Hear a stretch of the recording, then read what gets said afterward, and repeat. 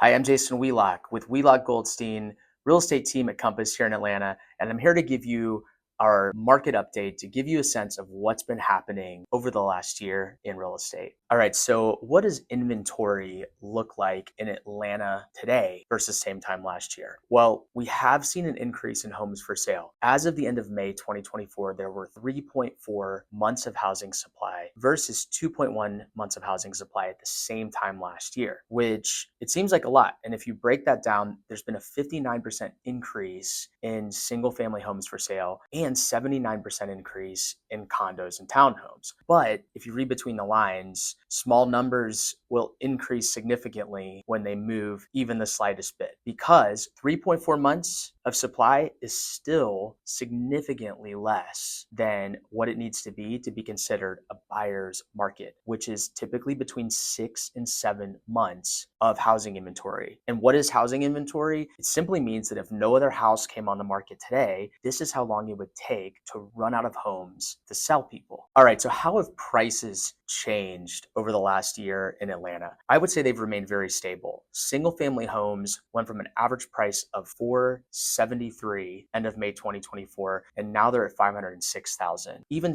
condos and townhomes have remained very stable. $385,000 just 1 year ago, $400,000 today. You could call those slight increases, but really it means that the market is stable and not shifting much, which is exactly what interest rates were designed to do, to make those rapid increases stop. And how does that compare nationally? This is why you don't want to read Google and look at headlines and put too much stock into them, because markets are so unique. So in some markets, there has been a lot more of a shift, meaning reduction in sales and prices amongst high rates. Some markets went through that a little sooner and are actually heating up more than Atlanta. But if you wanted to put Atlanta in a box, comparing us to places like Dallas, Nashville, Charlotte, the Sunbelt cities are very resilient because they still have a lot more affordability than coastal areas of the country. Okay, so what are the factors that are directly influencing pricing here in Atlanta? Well, yes, interest rates are impacting because, as said before, they're keeping the market stable. But there's also reasons that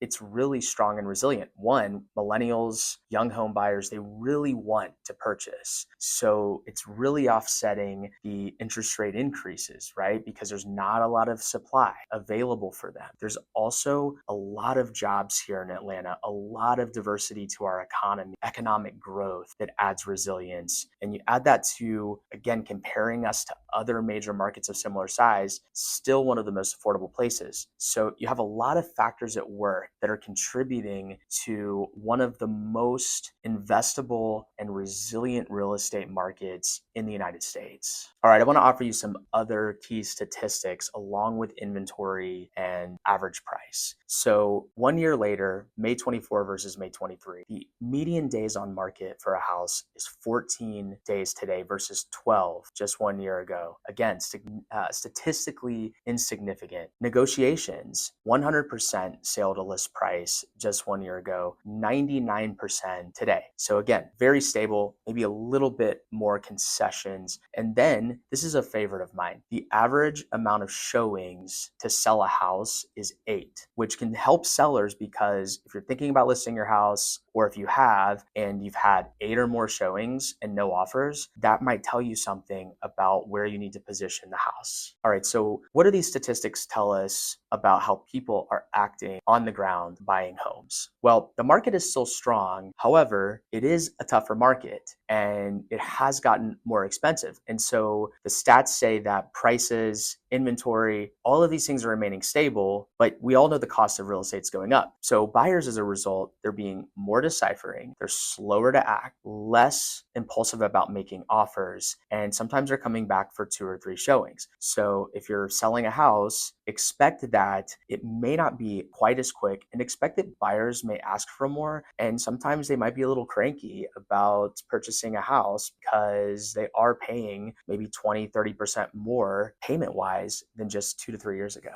All right, so what do these statistics tell us about seller attitudes? Well, because there is strong pricing stability and still minimal negotiation, sellers still feel very bullish about their home and their home's value. So we've got a little bit of what I would call disconnect between buyers and sellers in real estate right now. The seller thinks, hey, my house is worth this. This is a great market. Take it or leave it. Buyers are saying, okay, well, rates are gone, or rates have gone up. It's a tougher market, and I'm not sure if your house is worth what you say it is. So what we have here is a good old-fashioned stalemate, and we have seen a little more strain in transactions, a little more, let's call it nitpicking. There's more tediousness to it. It's a little more painful to get to the finish line right now. So my intangible advice is also remain patient and fully understand the market we're in and fully understand the other side's position in a negotiation. And at the end of the day, you either have a meeting of the minds or you don't. All right, so what does inventory look like in Atlanta today versus same time last year? Well, we have seen an increase in homes for sale. As of the end of May 2024, there were 3.4 months of housing supply versus 2.1 months of housing supply at the same time last year, which it seems like a lot. And if you break that down, there's been a 59% increase in single family homes for sale and 79% increase in condos and townhomes. But if you read between the lines, small numbers will increase significantly when they move even the slightest bit, because 3.4 months of supply is still significantly less than what it needs to be considered a buyer's market, which is typically between 6 and 7 months of housing inventory. And what is housing inventory? It simply means that if no other house came on the market today, this is how long it would take to run out of homes to sell people. All right, so how have prices changed in Atlanta the last year? Well, they've really remained very stable. So $473,000 was the median single family home price at the end of May of 2024. And as of now, it's 506,000, which really represents statistically an insignificant change, maybe a slight upward trend in prices. Condos, the same thing, 385,000 versus around 400,000 today. So ultimately, there have been, you could call them increases, but we would say market stability, and the interest rates staying high has done that, which was what the Fed wanted, keep prices stable. Now, how does this compare to the US as a whole? It's really hard to look at macro statistics. And that's why I always tell folks, when you see a headline in the news, it doesn't always speak to the small or individual market area that you live in. So in some places, prices have pulled back much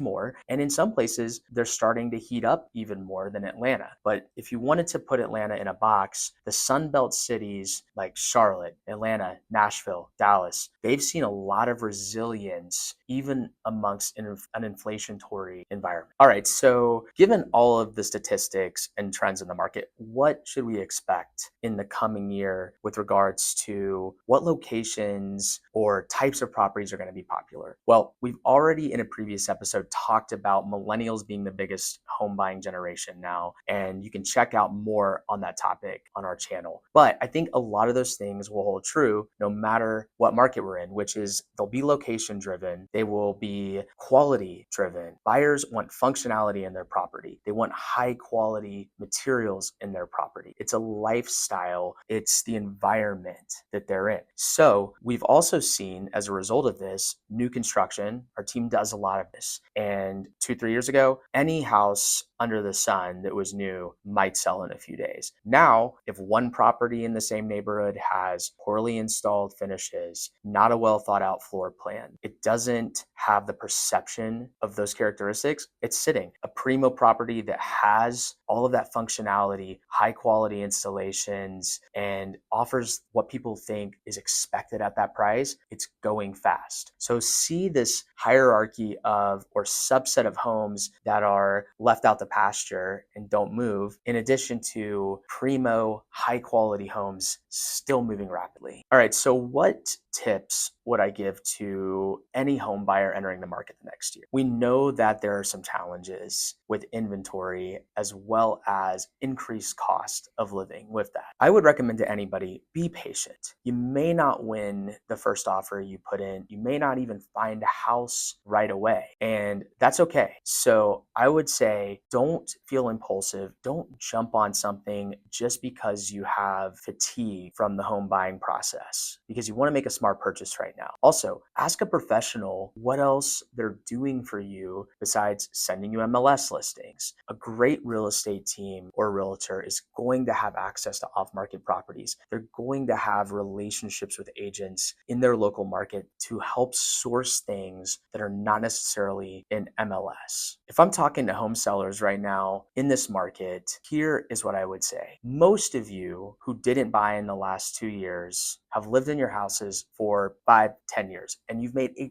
ton of equity. And the mistake I'm seeing is an expectation that is maybe a little bit too high. I know you saw in 2021 or two, your neighbor had this crazy offer for $100,000 over list price. It was an outlier, but you've been focused on that. And I would just urge you, don't expect to have that same kind of frenzy on your house, and don't let a buyer go over small negotiation points that are, keeping you inches from an agreement. You have probably made 20, 30, 40, 50% plus, if not more, on your house in a very short period of time. And be realistic and have a professional help guide you on what's happening right now in this market to win. And don't be overly focused on something you saw 12, 24, 36 months ago. If you have any other questions about the Atlanta real estate market, you can contact myself or my team. Our website is www.wgatlhomes.com, and send us a note there. Email us at home@wgatlhomes.com, and we're happy to help you answer any questions that you might have about home buying or selling in 2024.